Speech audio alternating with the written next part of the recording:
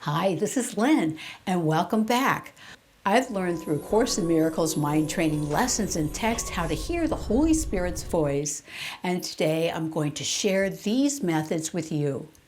What I've learned is that although most of us overachiever types have learned to be highly goal-oriented, that our best laid plans still can blow up when fate takes an unexpected turn. The Course teaches us to hear the Holy Spirit's voice and gain that extra direction, as the Holy Spirit does know the future and can guide us accordingly. As I began to gain direction, I also began to trust more and more. When I began studying the Course close to 30 years ago, it at first caused me a lot of emotional upheaval, but as I read the text and practiced my daily lessons, the Holy Spirit's voice began to break through my mind. That was becoming more peaceful. I learned that words are but symbols of symbols, and that the Holy Spirit's voice can come through in many different forms. The Course explains the increasing clarity of the Holy Spirit's voice makes it impossible for the learner not to listen.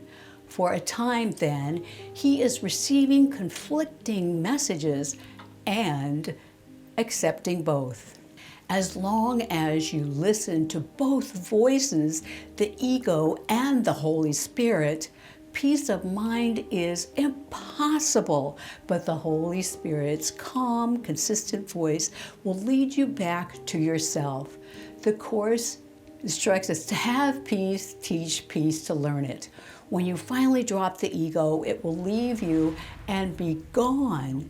You will eventually find out the Holy Spirit's voice is as loud as you are willing. At first, it is a confused sorting between the ego and the Holy Spirit. This voice for God is only as loud as you allow it to be, without violating your freedom of choice, which the Holy Spirit seeks to restore.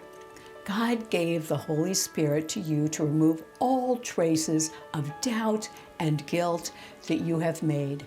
And I find great peace in how many times A Course in Miracles explains that God's will has been done, that our return to joy, peace, and ultimate bliss has already been accomplished. Do I now have you confused? The Course describes time as somewhat holographic, that linear time as we know it doesn't really exist, except in our nightmare dream, that we are already returned to our ultimate peace, joy, and power with God.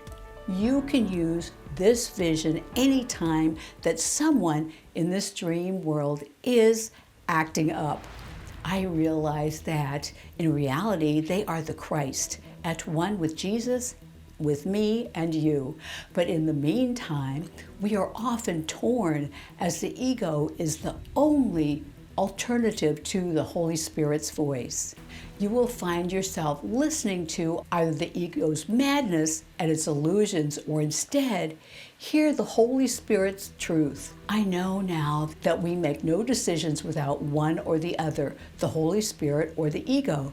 Your function in this world is healing through forgiveness, as unforgiveness created this world. Unforgiveness creates guilt that entraps us in our ego. In heaven, your function is creating, but here on earth, it is forgiveness. Each day, in every moment, listen closely. Listen to how you feel. Are you happy, peaceful, and joyous? Are you listening to the ego, which teaches that your function here is destruction and that heaven is a myth? Pay attention carefully to every thought.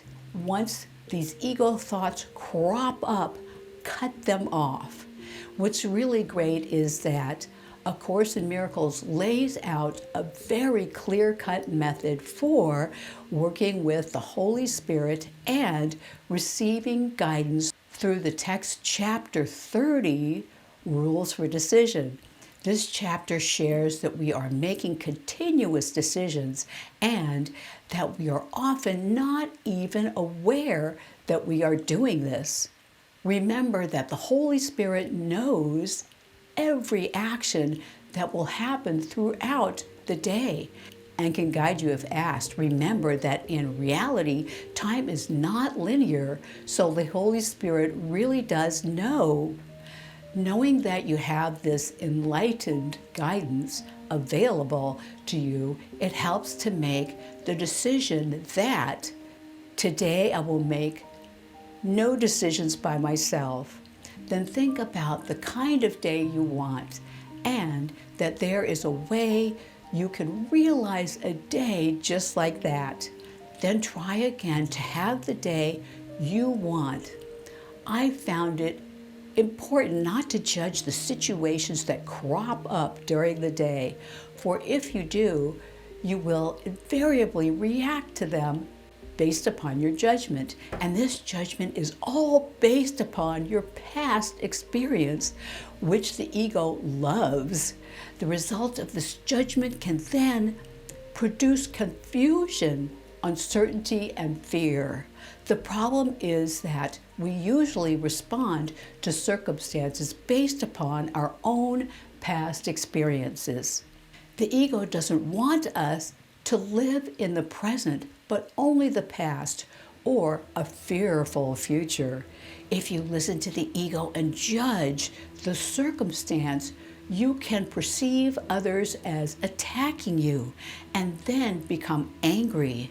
Unfortunately, this can happen at first while you are still learning to hear the Holy Spirit's voice. Remember that this voice is a quiet, peaceful one. It can be a soft voice in your mind and peaceful sense of direction or startling knowing regarding exactly what to do. A Course in Miracles recommends that throughout the day, at any time you think of it and have a quiet moment for reflection, tell yourself again the kind of day you want, the feelings you would have, the things you want to happen to you, and the things you would experience and say, if I make no decisions by myself, this is the day that will be given me.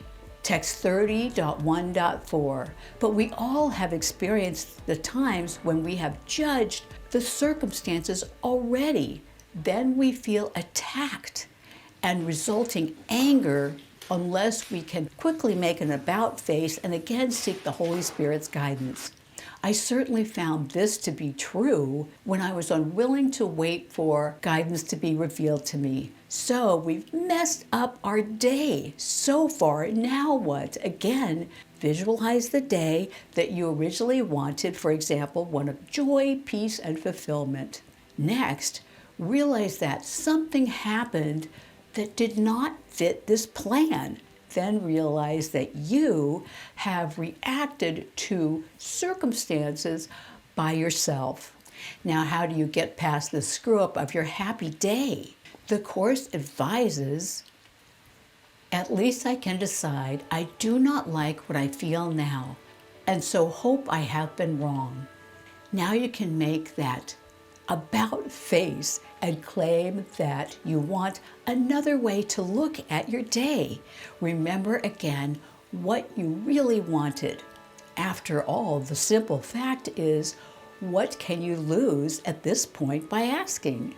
Remember always that the Course teaches that you never make decisions by yourself anyway. Every decision is either made with idols, aka the ego, or with God. Either the ego or Antichrist or Christ himself will join with you and guide you. Either the ego's loud, vicious chatter or the Holy Spirit's still, small, loving voice will arise in your holy mind. The Course in Miracles explains your day is not at random. It is set by what you choose to live it with and how the friend whose counsel you have sought perceives your happiness. You always ask advice before you can decide on anything. Let this be understood, and you can see there cannot be coercion here, nor grounds for opposition that you may be free. There is no freedom from what must occur, and if you think there is, you must be wrong. I want happy days for you every day. I want you to experience that abundant joy, peace, and bliss that the Holy Spirit's guidance can bring. As you listen and decide which guidance you are receiving, you will soon know it is a dream of judgment or the voice for God. A Course in Miracles explains that all the Holy Spirit needs is a little willingness. Then He will do the rest. Your judgment is now lifted from the world by your decision for a happy day. And as you have received, so you will give to everyone you encounter. Happy days are your gift to the world, where your love and joy now abide.